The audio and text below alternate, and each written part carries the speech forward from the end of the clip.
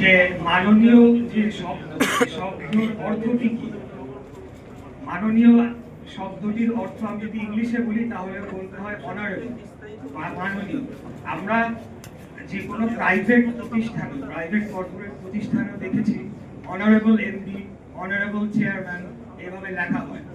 অতএব এই মাননীয় শব্দটাকে নিয়ে যে এত কথা হয়েছে, এর মাধ্যমে মূল যে বিষয়টা, এই সরকার যে সংবিধান লঙ্ঘন করেছে, এই সরকার যে বাংলাদেশের সর্বোচ্চ আদালতকে অবমাননা করেছে, বাংলাদেশের জনগণের যে আন্দোলন, যে ত্যাগ তিতিক্ষা, সেটাকে বৃদ্ধাঙ্গুলি দেখিয়েছে, ভোটাধিকারকে বৃদ্ধাঙ্গুলি দেখিয়েছে, সেটি করা হয়েছে এই একটি শব্দের মাধ্যমে।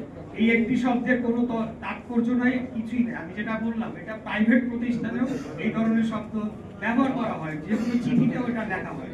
অতএব আমি জানি না যে, আমি জানি কেন, জাস্ট মূল বিষয়টাকে আড়াল করার জন্য সোশ্যাল মিডিয়া এবং 2-3 দিন আমি মেইন স্ট্রিম টিভি চ্যানেলগুলোর মধ্যেও দেখেছি যে টক শোতে, এবং উপদেষ্টা নিজেও বলছে, মানে এটা এমন কি বিশাল ঘটনা ঘটে গিয়েছে আমি জানি না।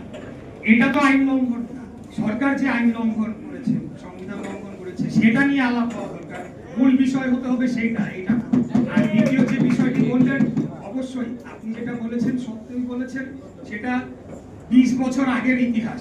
কিন্তু গত 3 টার্মে, গত 15 বছরে তার কর্মকাণ্ড কি ছিল, সেটির উপর ভিত্তি করে সে দোষর হতে পারে কিনা, সেই প্রশ্নটি আমি আপনাদের কাছে রাখতে চাই। কেউ 30 বছর আগে কি করেছে, 5 বছর আগে কি ভূমিকা রেখেছে, সেটা নিয়ে তো আপনি জাস্টিফাই করতে পারবেন না, তাই না?